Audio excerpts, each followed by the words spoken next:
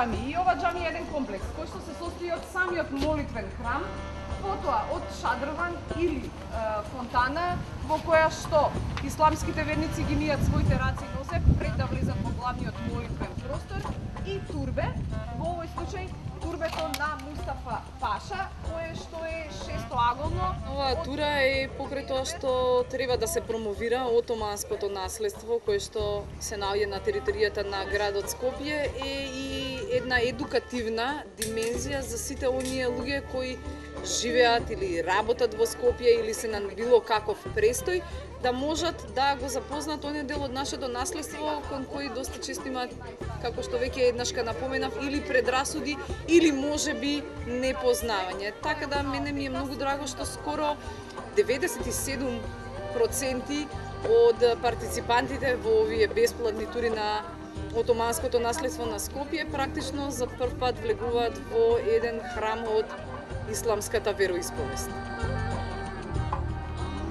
Се наоѓаме во двориштето на Мустафа Пашината џами, изградена во 1492 година. Претходно ги посетивме Султан Муратовата џамија, Иса беј џамијата и Исхак беј или Аладжа џамијата, која што се наоѓа залепена до женскиот пазар на Бит пазар.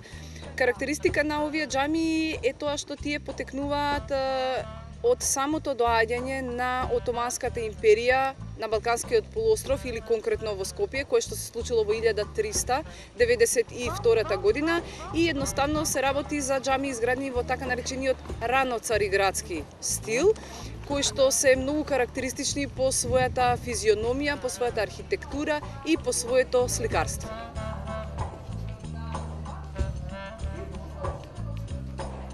Многу од овие споменици ги гледаме, понекогаш и секојдневно, ама ништо не знаеме за нив. Ја во 90% од места кога што бевме прв пат влегувам. Дури во прв пат влегувам, сум поминал 100 пати, ама никад не сум влегувал, нити знам историјата негова. Така да би стварно беше као странци во сопствениот град. Прв пат идам на ваква туристичка во Скопје. Премногу сум задоволна што во мојот живот као стара скопјанка прв пат влегувам во џамија. Многу бев стварно изненадена затоа што секогаш брзаме негде, таков не е животот. Јас сум премногу задоволна од целава тура. Треба вакви тури да се организираат почесто поради големото богатство што ги имаме во Македонија, без разлика дали е од муслиманска вероисповест, ислам или христијанство. Колку претходно беше запознаен со овој дел од Скопје, со историјата на овие објекти, со потекло по нив?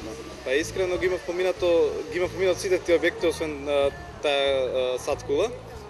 Ама реално поради таа неинформираност на населението и ги нема тие табли туристички што треба да ги има пред сите објекти,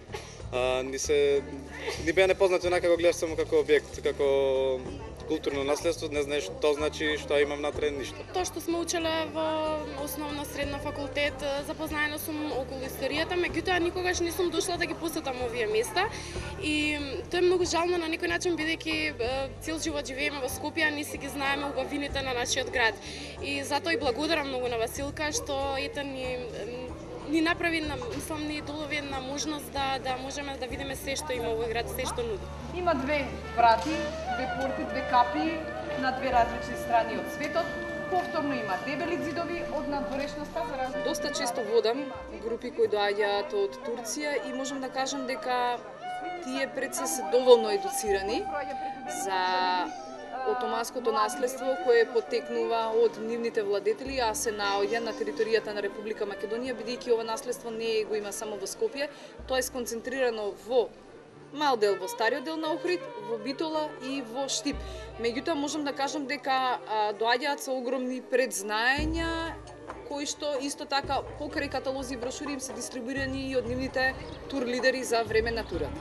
Странските туристи во последните неколку години со зголемениот обрт на каталози, на брошури и на веб сајтови имаат големи предзнаења пред да дојдат да ја посетат Република Македонија и понекогаш дури би можела да кажам дека се и поинформирани од домашните граѓани што и каде треба да посетат некој споменик и зошто е тој важен. Како проаѓа сонцето, така звезди кружи, така звездите и осветлувањето кружи околу Амамот.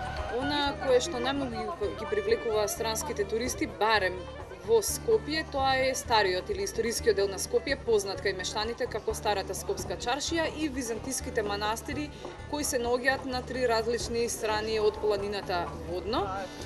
Во последните неколку години разбирливо е дека интересот е зголемен за централното градско подрачје, каде што се наоѓа проектот Скопје 2014-та.